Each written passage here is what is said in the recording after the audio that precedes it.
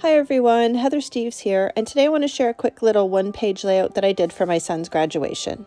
So now I'm going to show you how I came up with my sketch for this layout, and this is what I typically do when I'm planning a layout and I need to create a sketch. So the first thing that I do is I actually do my photos that I'm going to put on the layout. So that's usually what I have to start with anyway, and I want to make sure that they fit. So I'm going to start by creating a basic shape. So I go down to my square, pick my square, click on edit. I'm going to turn off the aspect lock, which keeps it the same size if you increase one or the other. And my first photo is actually 4x6, so I do 4 width and 6 height, and then I'm going to lock that again. So that's my first one. Then I'm going to do my next one, and that one is a lot smaller, so it's a wallet size photo from the grad pics. Whoops. Oh, look at that. So sometimes that happens. It's kind of a new feature and I'm getting used to that. So my width of that one is 2.5.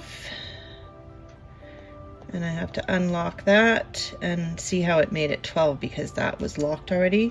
And then that is 2.5 by 3.5.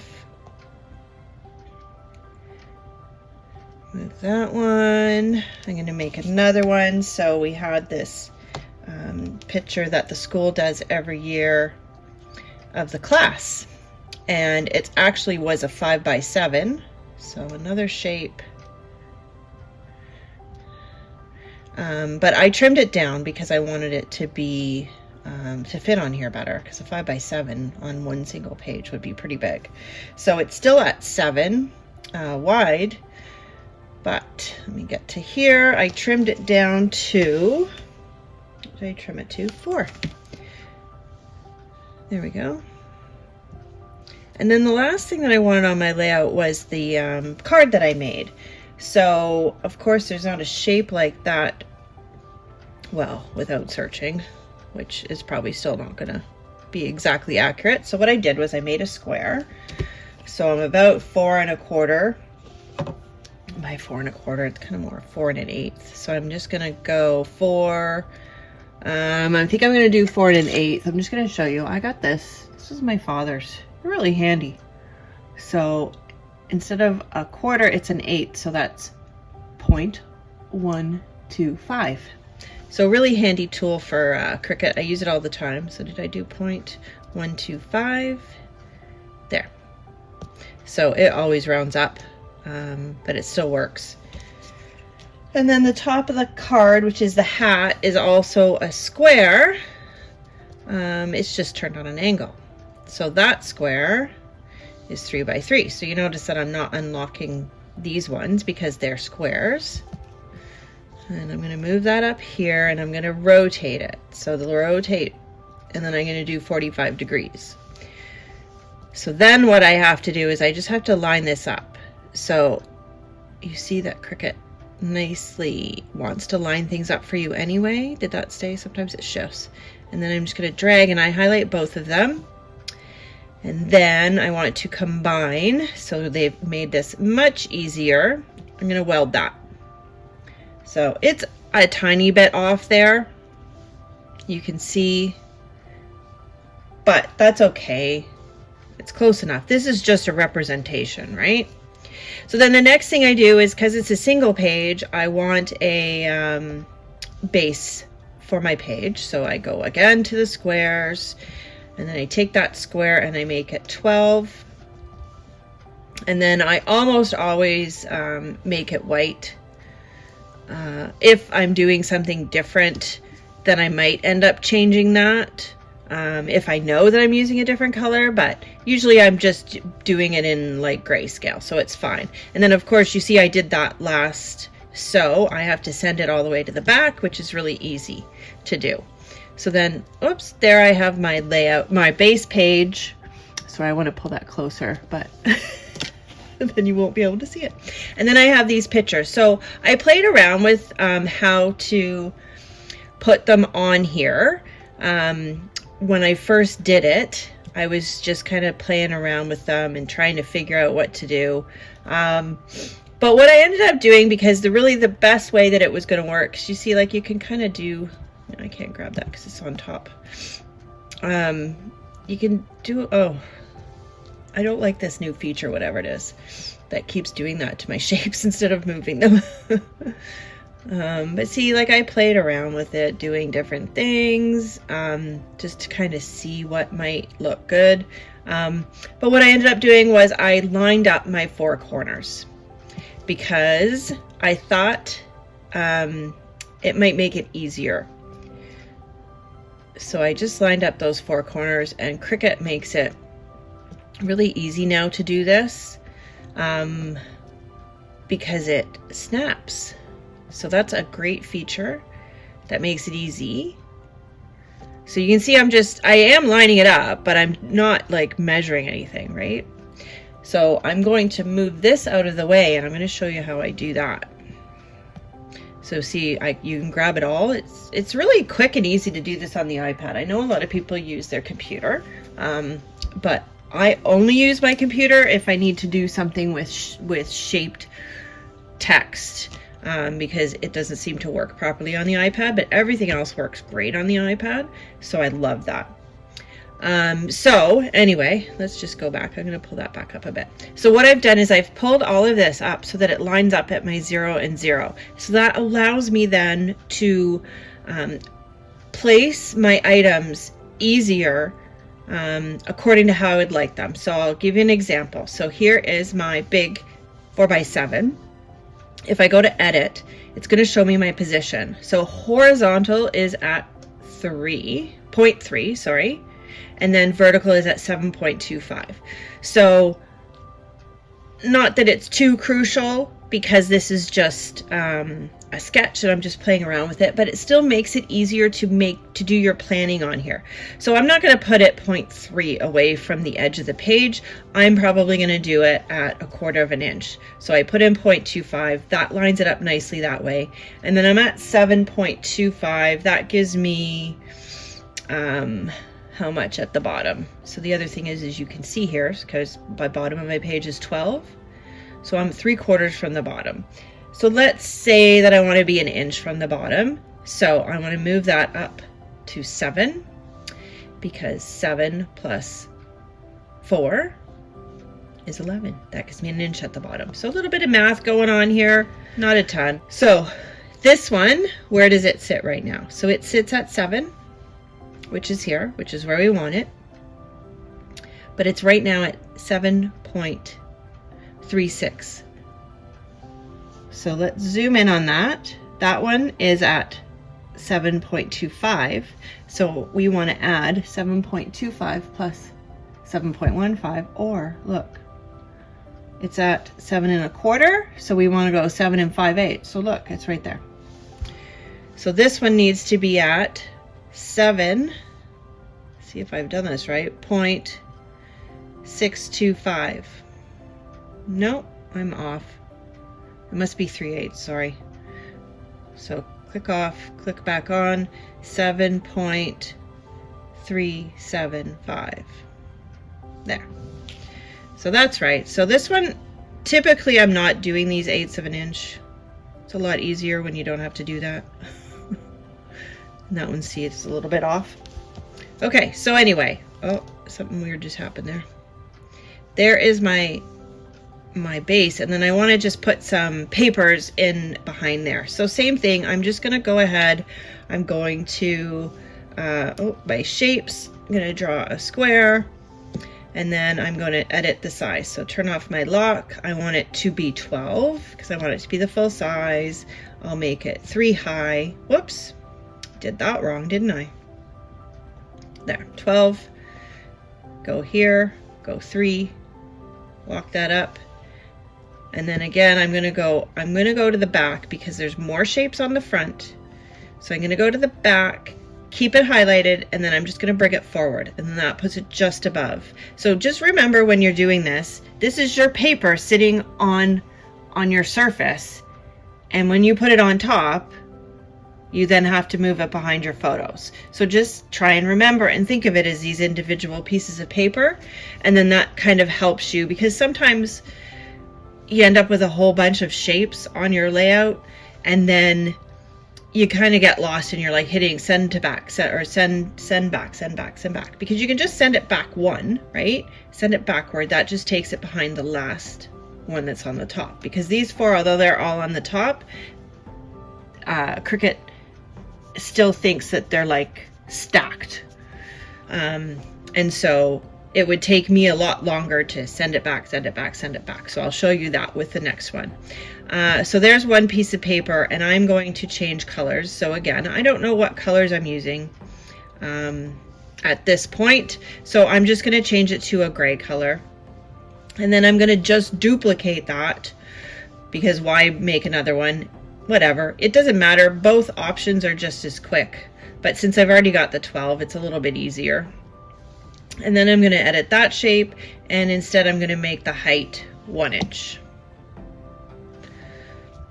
And I have to move it back down here and change the color. And we're going to go with this color here, apply it there. And then on this one, I did a couple of stripes as well, because again, I'm trying to highlight this little cross where those corners meet.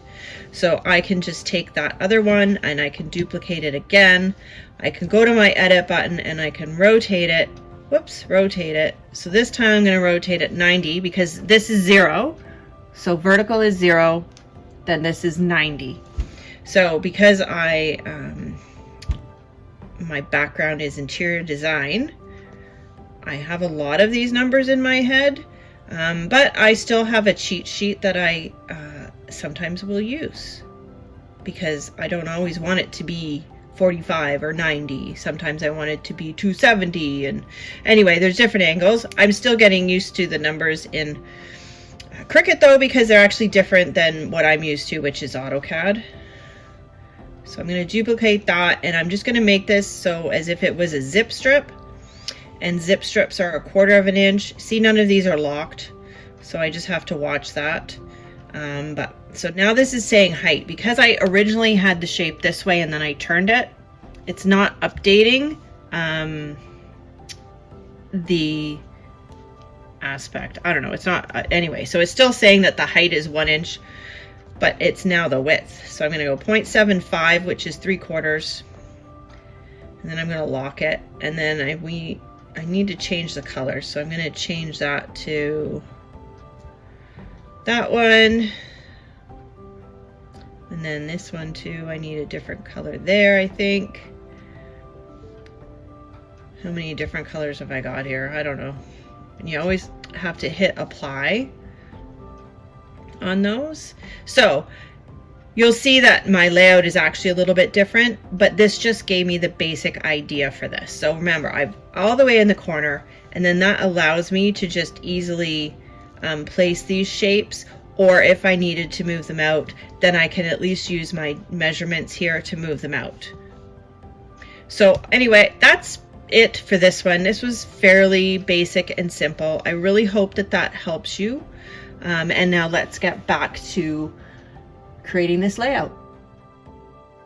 So while I more or less stuck to my sketch for this layout, I did make some adjustments to the papers that I ended up putting on here. So rather than putting 2 strips of a 3-inch and a 2-inch, I ended up just doing 1 5-inch strip across the paper. And then rather than doing just a couple of vertical strips, I decided to cut out some cardstock in the school colors. So the school colors are basically gold and blue, and so I just cut a bunch of strips, and then I'm just playing with how I'm going to lay them out. So I've got different thicknesses here. I've got a 1/4 inch, 1/2 inch, an 1/8 of an inch, and of course they are double-sided papers, so I'm flipping back and forth between the light and the dark side. So now that I've decided how I'm going to lay out these strips here, I can go ahead and start to attach. So you can see that underneath my base page is my Versamat, and I'm just using that to be able to line up these strips nice and straight. It just makes it so much easier with the Versamat underneath. And then once that first one's down, you can see that I'm able to just go ahead and butt up all of my other pieces along the edge of the other ones.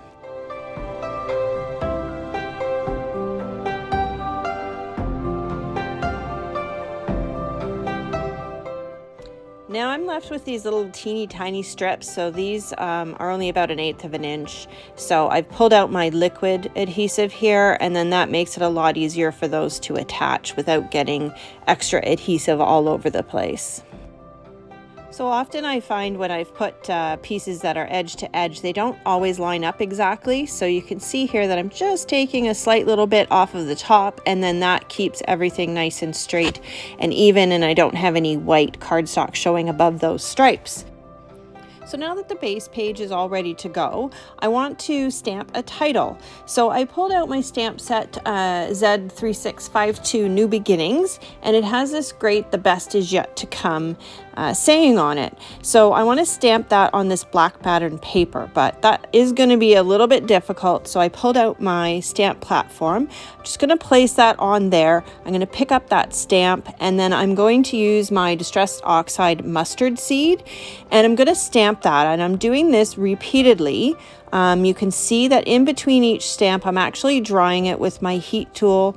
And that's because I want to make sure that I'm layering this ink. So if I'm stamping wet on wet, it doesn't really build it up the same. So by drying it in between, it allows it to build up and layer a little bit better.